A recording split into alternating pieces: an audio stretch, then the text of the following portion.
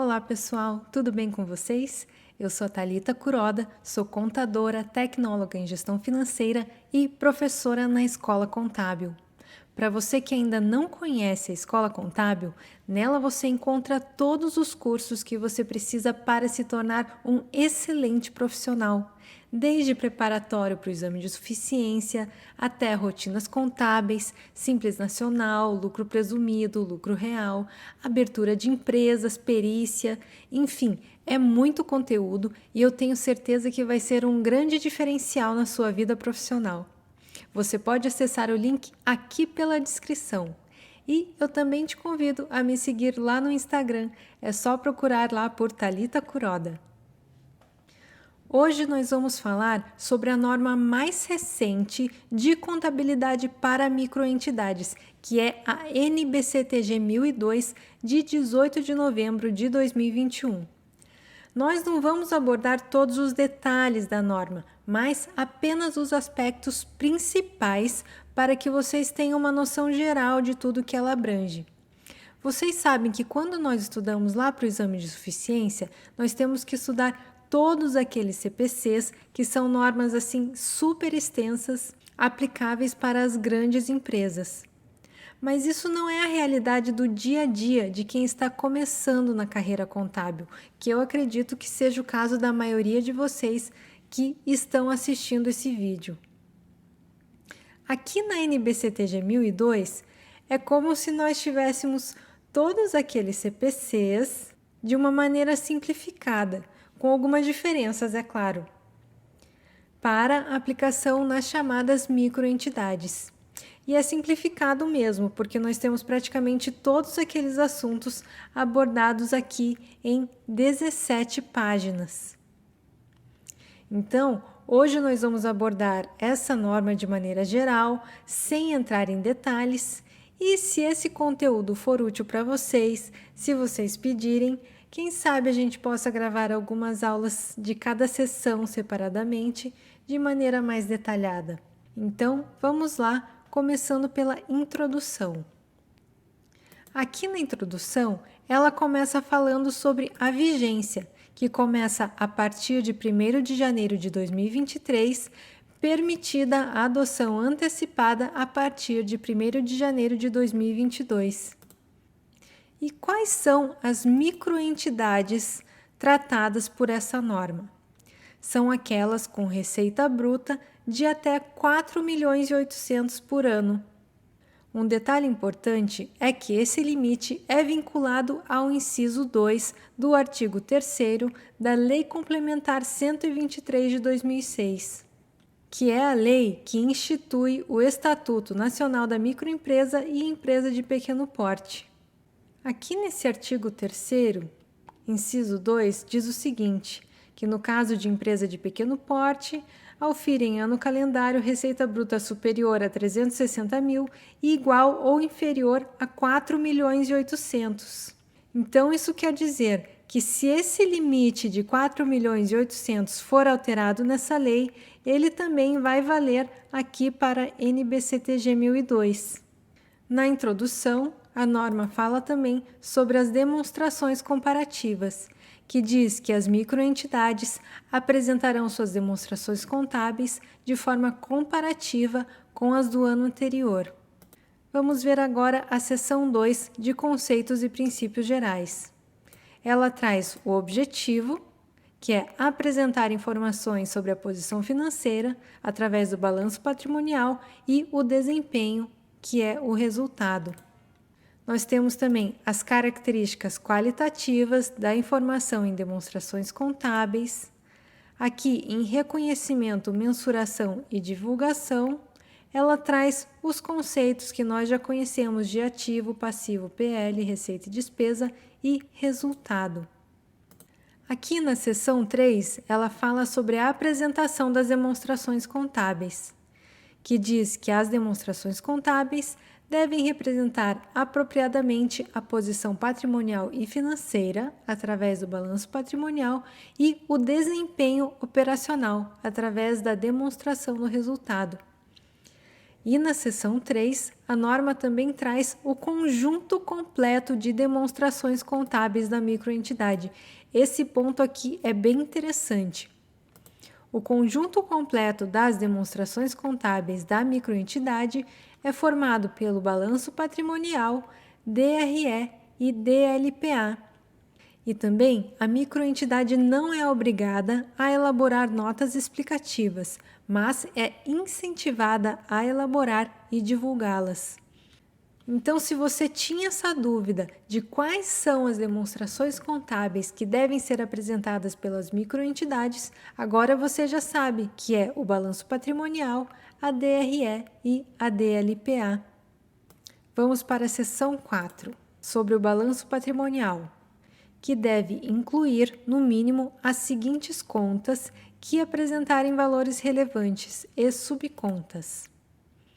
Aqui temos as contas do ativo, que são caixa e bancos, aplicações, contas a receber, estoques, despesas antecipadas, tributos a recuperar, investimentos societários, ativos imobilizados e ativos intangíveis. No passivo, temos fornecedores e contas a pagar, tributos a recolher ou a pagar, empréstimos e financiamentos e provisões.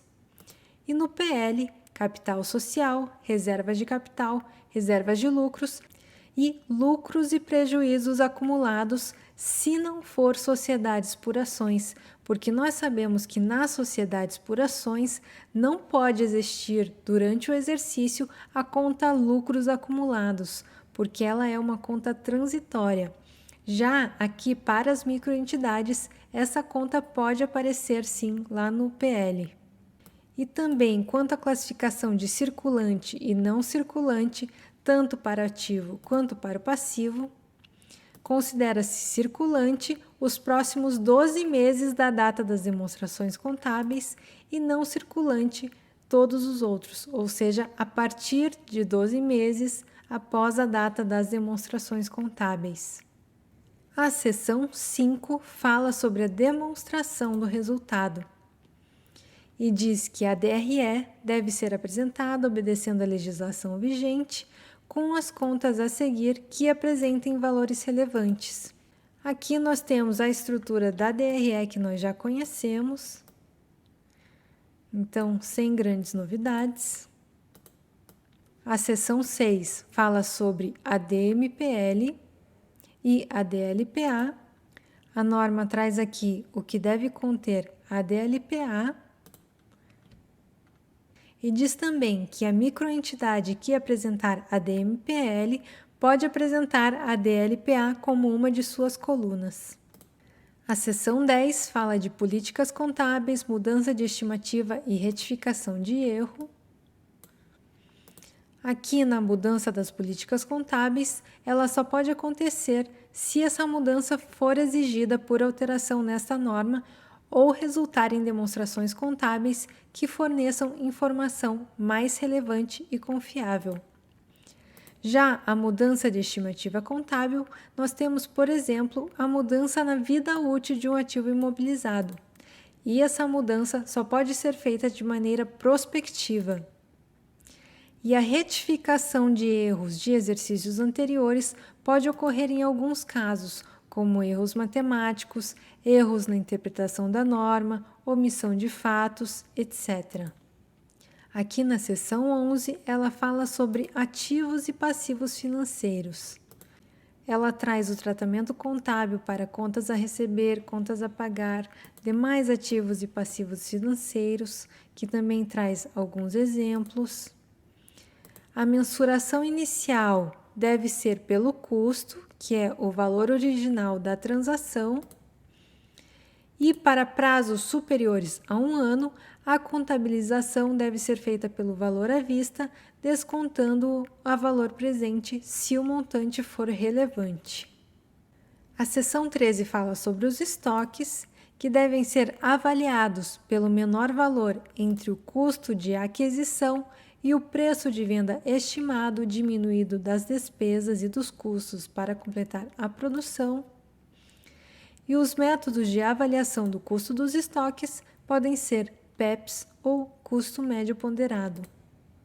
Agora, essa seção 14 tem uma coisa bem interessante, porque todos os investimentos societários em controladas, controladas em conjunto, coligadas e outras participações societárias serão avaliadas exclusivamente com base no custo, ou seja, para as microentidades que usarem essa norma, não se aplica o método de equivalência patrimonial.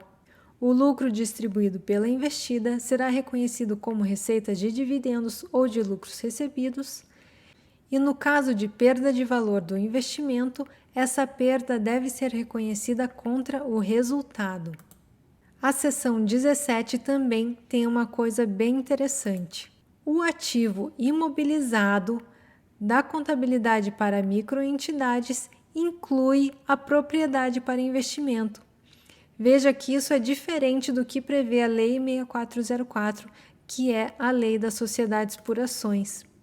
Porque aqui, na NBCTG 1002, o ativo imobilizado inclui propriedade para investimento, que inclui terrenos ou edificações mantidas para aluguel ou valorização, neste caso, sob a denominação de propriedade para investimento, e também animais para reprodução, plantas permanentes, etc.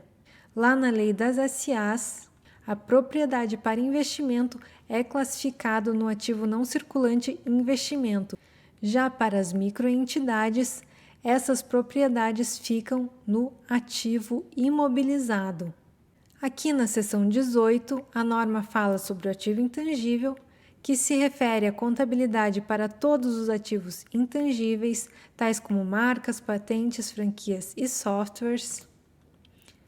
A seção 20 fala sobre arrendamentos, aluguéis e outros acordos ou contratos similares, ou seja, se aplica a contabilização de contratos de arrendamento, de locação de bens ou direitos, incluindo imóveis ou outras formas que deem o direito de uso ao usuário, sendo que nesta norma os contratos ou acordos sob seu alcance são designados genericamente como arrendamentos. Na seção 21, nós temos os passivos e as provisões, onde ela traz a definição de passivo que nós já conhecemos, que é uma obrigação presente, originada de eventos já ocorridos, cuja liquidação deve resultar em saída de ativos, e se a obrigação não existir na data do balanço, não há registro contábil de passivo.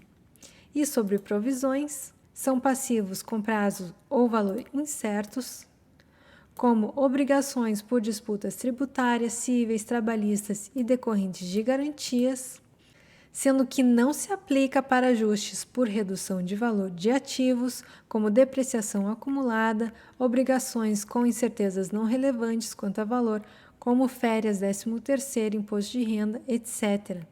Isso porque não existem incertezas relevantes quanto a prazo e valor. Na seção 22, fala sobre o patrimônio líquido, que é a diferença entre o total dos ativos e todos os passivos, e ela traz também os elementos do patrimônio líquido que nós já vimos anteriormente.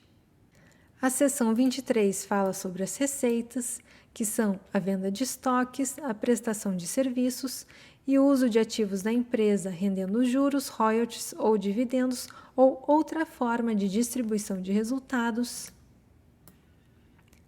A seção 25 fala sobre receitas e despesas financeiras que devem ser apropriadas no resultado ao longo do tempo por competência, com base na taxa efetiva de juros, por método de juros compostos, a não ser quando legal ou contratualmente houver aplicação do juros simples. A seção 28 fala dos benefícios a empregados, administradores e seus encargos, sendo que os benefícios são todas as formas de remuneração proporcionadas por uma microentidade em troca dos serviços prestados pelos empregados e administradores durante o período do recebimento dos serviços. E os encargos são aqueles encargos sociais derivados de legislação previdenciária e trabalhistas vinculados aos benefícios. Aqui na seção 29 também é bem interessante, tributos sobre o lucro e RPJ e CSLL. Veja que essa parte da norma inclui o imposto de renda à pessoa jurídica e contribuição social sobre o lucro líquido apurados com base no Simples Nacional. Então, caso a microentidade seja com base no lucro real ou lucro presumido, a contabilização desses tributos deve observar outra norma, que é a NBCTG 1001, Contabilidade para Pequenas Empresas. Na seção 30, fala sobre transações em moeda estrangeira e conversão das demonstrações contábeis. Ela traz alguns exemplos dessas transações.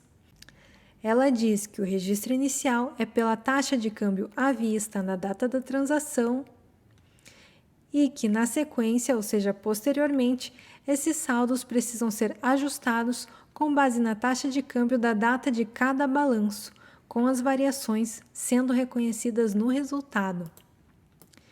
E, para finalizar, na seção 35, fala sobre a adoção inicial da norma. Sobre o balanço de abertura, ele deve reconhecer todos os ativos e passivos cujos reconhecimentos são exigidos por esta norma. A entidade deve baixar ativos ou passivos se esta norma não permitir tais reconhecimentos. E ela deve reclassificar itens que tenha reconhecido anteriormente de forma diferente desta norma. Ela fala também sobre demonstrações comparativas, sendo que no primeiro ano da adoção inicial, as microentidades devem envidar esforços, mas não são obrigadas a apresentar essas demonstrações comparativas. Isso no primeiro ano. Depois ela precisa apresentar as demonstrações de forma comparativa com o ano anterior. E para finalizar, ela fala sobre a vigência, que nós já vimos lá no começo, que é a partir de 1º de janeiro de 2023, permitida a adoção antecipada para o exercício iniciado a partir de 1º de janeiro de 2022.